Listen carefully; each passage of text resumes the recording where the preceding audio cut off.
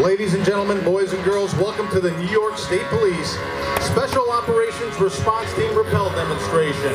Put your hands together and help me welcome your host for today, Trooper Eric Ozzy Osborne.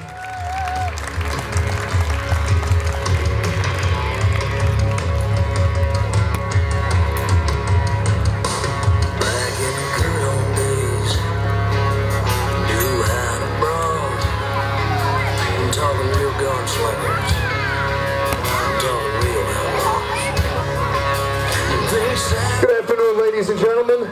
Welcome to day one of the Great New York State Fair. This is your sword rappelling demo. We with the Special Operations Response Team are the SWAT team for the state of New York. We do all those typical things that you would imagine a SWAT team does. Drug raids, barricaded subjects, hostage situations, dignitary protection. But another thing we do that most people don't associate with SWAT teams is search and rescue, to include rope rescue, and that's what we're going to demonstrate today. So without further ado, let's bring the guys down and introduce them.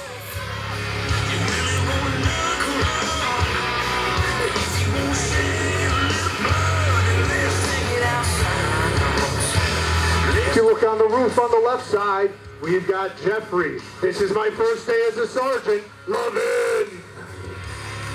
Up on the right side, we've got Chris. I'm banging Sierra. Well done. Whoop, whoop. Running the ropes down here on the bottom, we have Sergeant Andy. 24 karat cool.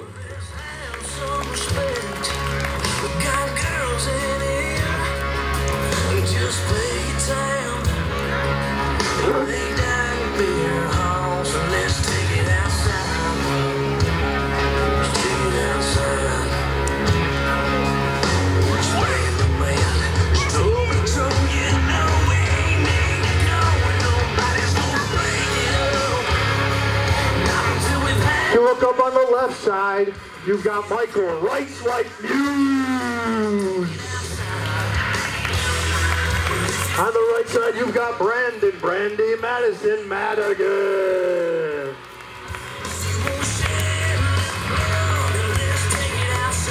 All right, folks, you'll notice all these guys, as they come down, they've got a piece of equipment on the front of their harness. That's called a figure eight.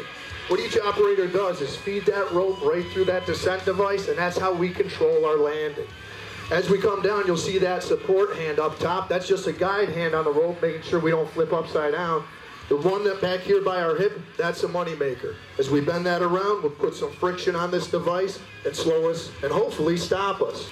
If we go ahead and open it up like this, that's what we call letting her eat and let gravity take over. We'll have Jeff come down and demonstrate the standard rappel.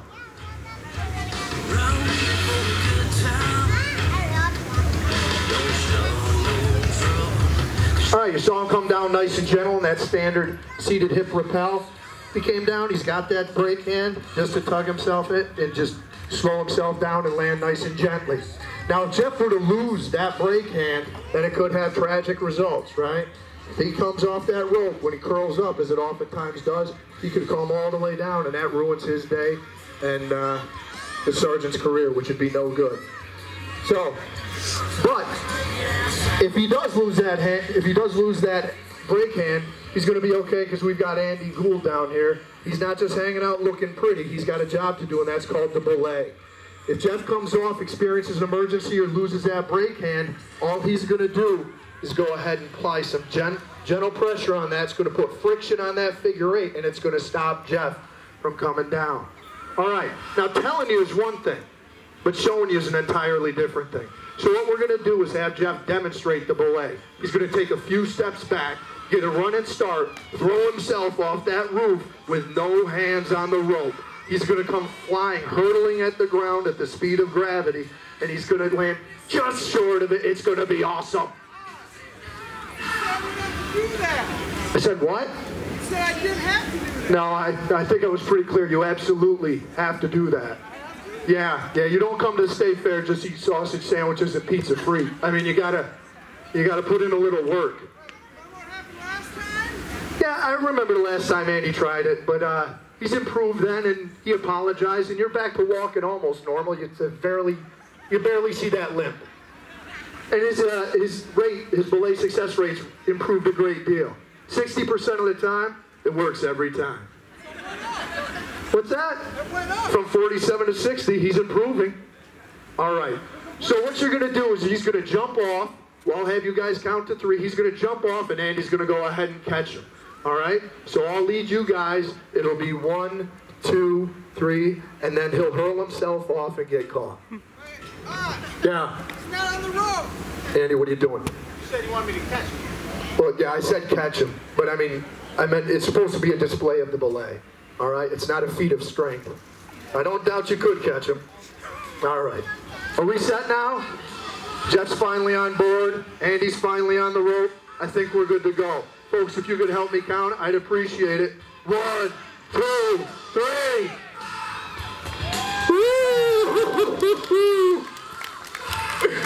We're trying to get them a little lower every show. I would usually say that by Labor Day you'll see a good show, but that was pretty good. It's the best one thus far. 62%. 62%. He is improving. He is improving. All right. We've showed you how you can control yourself with a brake hand. We've showed you how a belayman can go ahead and control your descent with a brake hand. But it doesn't really matter what position you're in as long as you maintain that brake hand. So we're going to have Mike and Brandon come down and demonstrate that for us.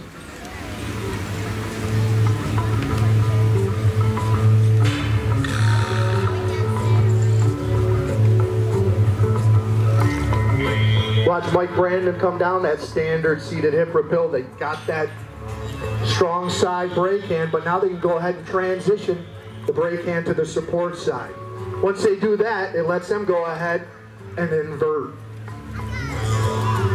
Now, even though they're upside down, as long as they maintain that brake hand, they're going to stop themselves from hurtling face first into the concrete, which would be tragic because they are our 2 prettiest members. Now they're doing what we call the Commando Crawl. They bring themselves down a little bit slower, have a little bit better vantage point, and are able to see in places before they get there. Once they're satisfied they've seen all they can see, they can go ahead and right themselves, reassume that brake hand, and come on down. Outstanding, gentlemen. These guys were recruited directly out of a synchronized swimming academy. It's really paid off. I think it shows. All right, now whenever you go to a rappelling class or any rope rescue or anything like that, there's a couple things they're going to teach you. One thing is if you ever get in trouble, what are you supposed to do? Do not let go of the rope. Absolutely. That's actually a great answer. You do not let go of the rope. But to be more specific, Tie off? tie off. Outstanding. Nailed it. So what he's going to do, we're going to have Jeff come down and show us the tie off.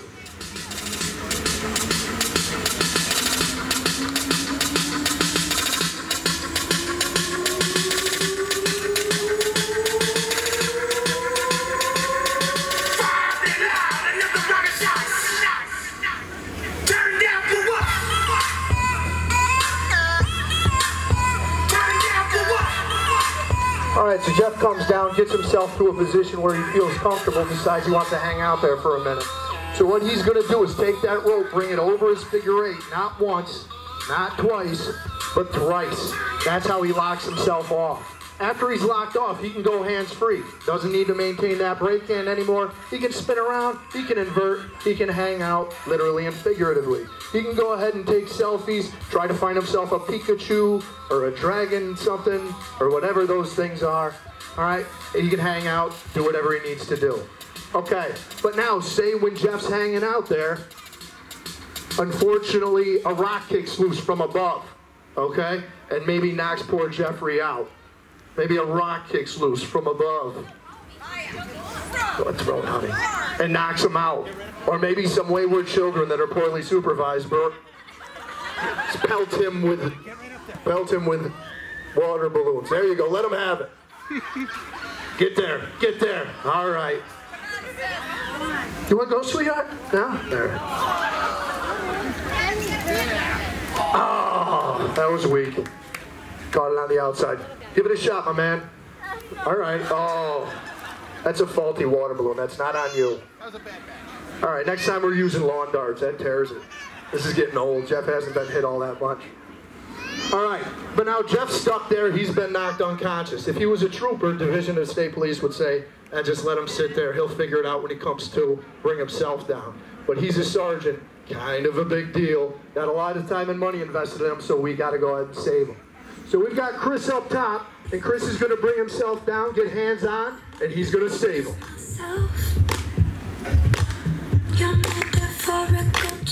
Chris picked this jam. It's his favorite. What's up, Chris? What? This is your music. You didn't pick that? No, I didn't pick that. We must have misunderstood you. Oh, I'm sorry. He's high maintenance, folks. Give us a second. Let's try something different, okay, Brian? How about that one? Oh, there we go. We got a little country in him. Now that our diva's satisfied with his musical choice, he's going to come on down, try to save Jeff. As you see Chris coming down, you'll notice he's not coming down on a figure 8. He's coming down on a separate device, which is called a brake bar rack. That brake bar rack allows him to take more weight on his rope system. The weight in this situation is going to be Jeff. But just like Jeff, when he gets to a height where he feels comfortable, he's got to go ahead and tie off, because this is a two-handed operation, and he doesn't want to become a casualty as well. Once he's tied in, he reaches in that cargo pocket, pulls out that blue strap. That blue strap's called a pick-off strap. It's designed just for rope rescue. And he's going to go ahead and invert. It's not just for looking cool.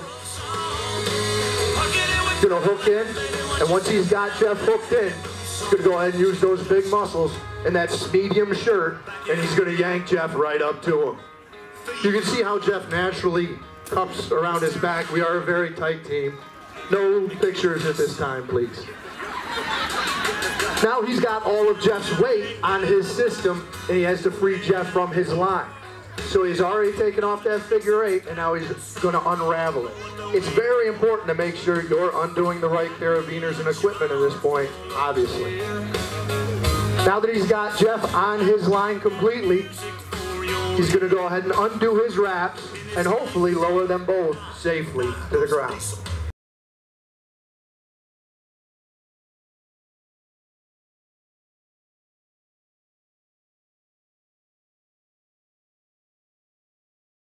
Guys, standard rappelling. We've showed you the belay. We've showed you a little bit of the rescue rope work that we do. Another aspect of rope work is the tactical aspect. Say in a situation, there's somebody on the fairground, he's a bad guy, comes over, grabs a kid, runs up into this tower, which would be a horrible choice on his part, but if he ran up into this tower and barricaded himself in. So now say he's got that door fortified and we can't go in, so he thinks, well, we can't get to him, he's good to go. Unfortunately for him, he doesn't realize Special Operations Response Team doesn't need to go through the door, they can come through the window. So we're going to have Brandon come down and scope out the situation.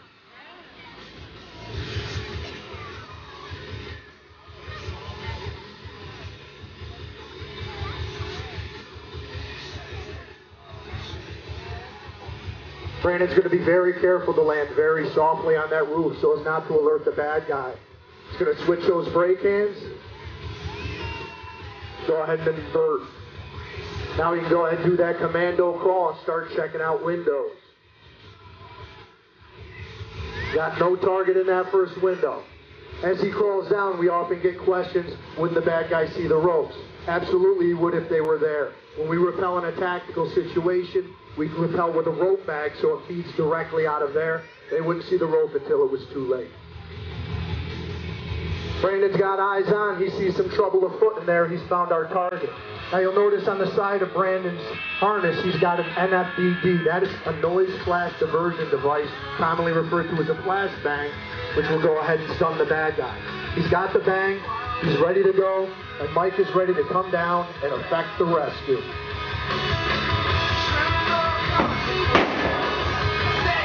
He's in the window. There's something going on there. Oh, uh-oh. He's resisting. I think he's got the upper hand on Mike. Oh, out he goes. You guys all saw that guy jump out of the window, right? We're going to need you to go on paper later. Thank you. I appreciate that. And the kid's okay. Another save, Mike. 3 for 3. All right, folks. Obviously, we enjoy it. Coming out here, we have a good time.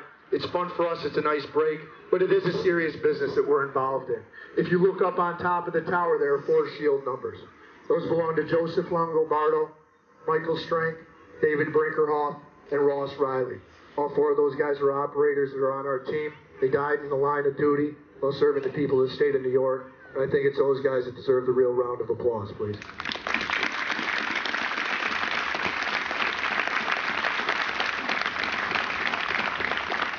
Okay, thanks again for coming out. Feel free to come up. You can go ahead and answer questions, hang out with the kids, take any photos, tasteful of course. And feel free to head over to the Trooper Foundation afterwards. Go ahead and pick up some souvenirs. Thank you and enjoy your day at the fair.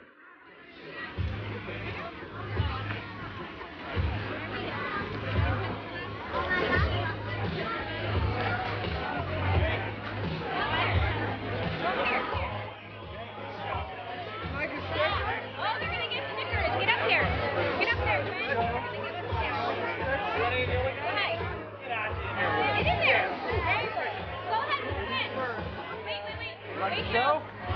Yeah, fun? Alright. Hey, what's going on?